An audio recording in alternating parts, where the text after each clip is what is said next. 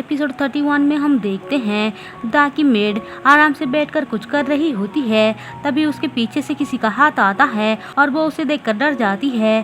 Scene यहाँ पे cut होकर हमें दुआन का भाई को दिखाया जाता है, जहाँ पे दुआन आकर बताता है कि सच में दा के डैड का ब्लड सेक्टर के साथ हाथ है। जो बात सुनकर वो पूछता है, क्या तुम्हें कोई प्रूफ मिला? दुआन उनको बताता है कि कैसे दा के आदमी एक लेडी को दफना रहे थे जिसको ब्लड टेक्निक से मारा गया था। इसलिए वो उस आदमी से कहते हैं कि अगर तुम सारी बातें कबूल कर दोगे तो तुम्हें हम जाने देंगे। असल में उस आदमी को भी पता नहीं था कि दा के डैड ऐसा कुछ कर रहे हैं। हम देखते हैं दुआन कहता है, अभी हमें दा के डैड को अरेस्ट करना होगा, आप ऑर्डर दीजिए। वहीं दूसरी तरफ जब दा के डैड उसके पास आते हैं तो देखते हैं 2 मेड बाहर से कुछ बात कर रहे होते हैं। जो देखकर वो पूछता है तो वो बताती हैं कि अंदर से हमें चिल्लाने की आवाज़ आई। जो सुनकर वो खुद ही डोर को तोड़कर अंदर जाता है और कुछ देखकर घबराते हुए उनको वापस भेज देता है। वो देखता है कि दा कह रही होती है, मैंने जानबूझकर कुछ भी नहीं किया है। उसके हाथ और मुंह में खून लगा हुआ था और उसकी मेड मरी पड़ी थी।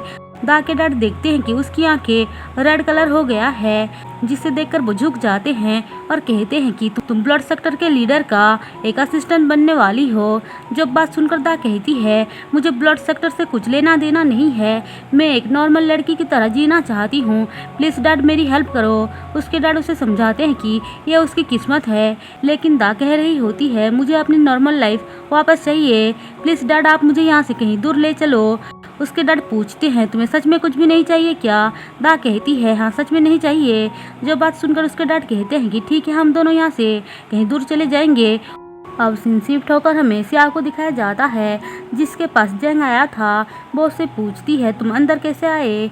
तो जेंग कहता है, मेरे लिए ये सब आसान है। फिर वो उसको छुड़ा कर ले जाने के लिए ट्राई कर रहा होता है।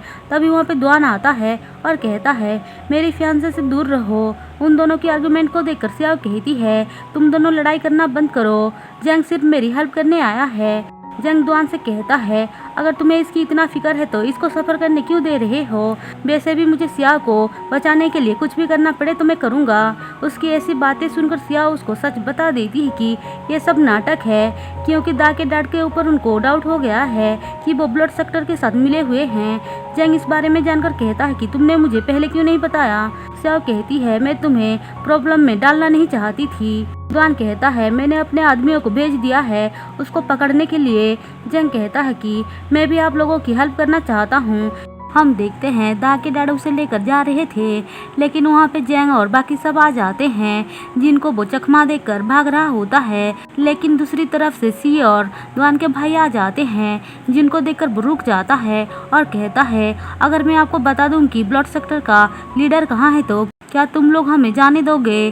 पर तभी वहाँ पे जेंग आ जाता है और उन दोनों के बीच लड़ाई होने लग जाता है। हम देखते हैं इस लड़ाई में दा को भी चोट आती है, जिसको सी संभालने जाता है। जेंग नहीं चाहता था कि दा के डैड सच बता दे, इसलिए वो उसको मारने जा रहा था।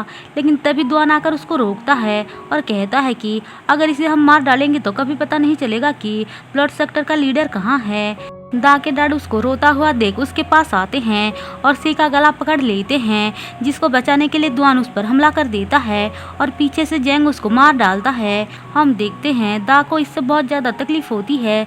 जेंग भी चालाकी से उसके पास से लॉकेट निकालता है और कहता है कि ये देखो मुझे क्या मिला है। सियाओ नेकलेस देखकर बोलती है कि ये तो मेरा है और ये ब्लड सेक्टर के लीडर के पास था।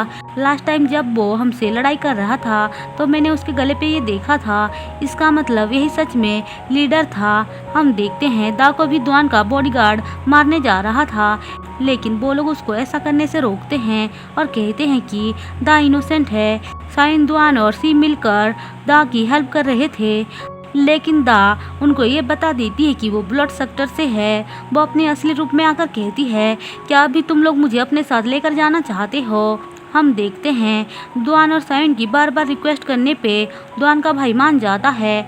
अब घर आकर सियाओ और दुआन बात कर रहे होते हैं तो सियाओ कहती है कि मुझे कुछ गड़बड़ लग रहा है, क्योंकि ब्लड सेक्टर का लीडर इतनी आसानी से कैसे मर सकता है।